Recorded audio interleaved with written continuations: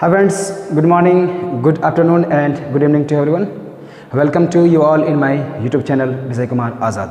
My dear friends, today I am going to present a very important topic which belongs to class 9th literature. Today I am going to explain a topic, a poem which is a very interesting poem and it belongs to class 9th literature. The name of that poem is The road not taken. My dear friends, आज मैं class 9th के एक poem को explain करने जा रहा हूँ। उसका नाम है द रोड नॉट टेकन। इस कहानी के माध्यम से हम बहुत कुछ चीज़ सीखेंगे, अपने जीवन के कुछ बातों को सीखेंगे और इस पोएम के माध्यम से आपके जीवन में फॉलो करने के लिए, जीवन में उतारने के लिए कुछ ऐसी बातें हैं जो इन पोएम के माध्यम से पता चलता है। तो लेट न करते हुए चलिए आज का पोएम स्टार्ट करते हैं।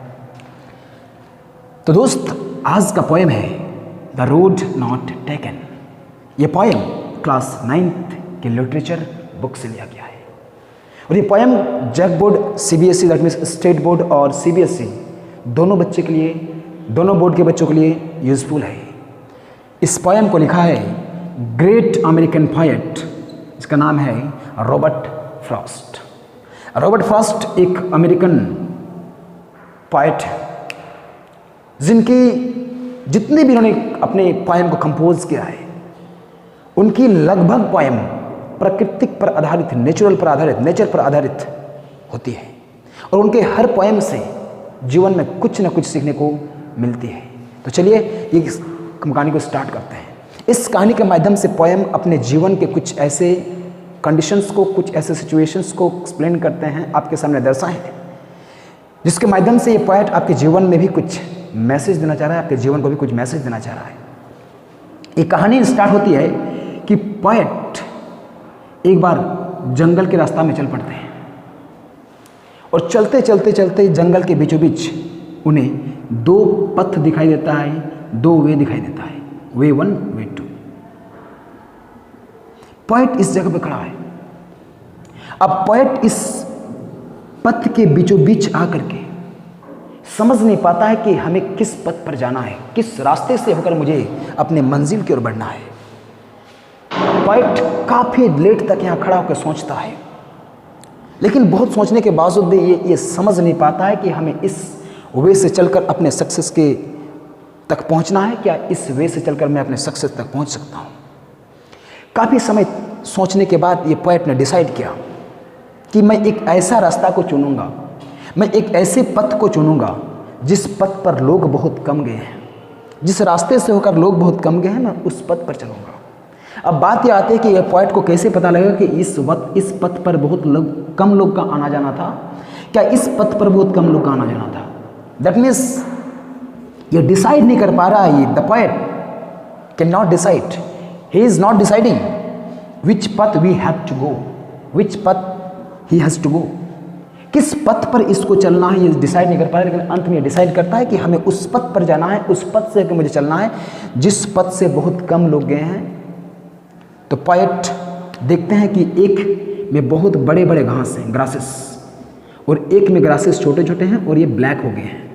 तो ये निश्चित है कि आप कभी किसी रास्ता में सफ़र करते हो, कभी जंगल के रास्ता से होते हुए, कभी आप विलेज में किसी रास्ता से होकर आप गुजरते हो, तो आपको देखेंगे कहीं आप भी फंस जाते हो उस जगह पे जहाँ पे दो रास्ता दिखाई देता है, दो वे दिखाई देता है। उसमें से आप उस रास्ता में जाना पसंद करते हो जिस रास्ते से ये फील होता है, ये लगता है कि नहीं इस रास्ते से होकर लोग गुजरते हैं, ये रास्ता लोग जाने का ही है। उस रास्ते में घास जो है वो ब्लैक पड़ जाते हैं और देखने से ही ये फील हो जाता है कि इस रास्ते से होते हुए ज़्यादा लोग गए हैं और लोग का आना जाना इस रास्ते से होता है। पोएट इस बीचों बीच खड़े होकर ये देखते हैं कि इस रास्ता में बहुत बड़े बड़े ग्रासेस हैं और इसमें बहुत छोटे छोटे ग्रासेस हैं, ग्रासेस काले काले हो गए हैं, इसमें कोई भी इफेक्ट नहीं पड़ा है। तो पोएट को ये पता चल जाता है कि इस रास्ता से होते हुए बहुत कम लोग गए हैं और मैं इसी रास्ता से होकर आगे बढ़ूंगा। मेरे दोस्त, इस कहानी के माध्यम से एक पोएट, ये रास्ता के माध्यम से कोई रास्ता नहीं है, इसे सिम्बलाइज्ड किया गया है। पोएट ये कहना चाहता है कि जब अपने जीवन में आपको ऐसे सिचुएशन में खड़ा होना पड़ेगा जब आपको ये डिसाइड करना होता है कि आपको किस पथ पर चलना है, लेकिन अक्सर इस देश के लोग, इस वर्ल्ड के लोग, इस दुनिया के लोग उस पथ को अपनाते हैं जिस पथ में लोग जाते हैं। कुछ ऐसा यूनिक नहीं अपनाते, कुछ ऐसा यूनिक पथ नहीं अपनाते जिसमें यूनिक करोगे तो यूनिक बनोगे, अलग अंदाज में पढ़ोगे तो अलग अंदाज में रिजल्ट भी आएगा, सबके जैसा पढ़ोगे तो सबके जैसा ही बनोगे।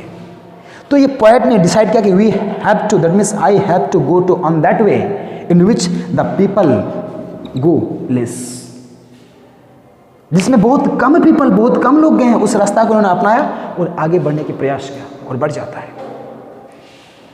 पोएट जब रास्ता में सफर करता है तो लास्ट में अपने मंजिल तक पहुंच जाता है और पोएट के अंत में ये कहना चाहता है कि मैं आज, what am I today, this is the result, this is the way for choosing the different path from the others.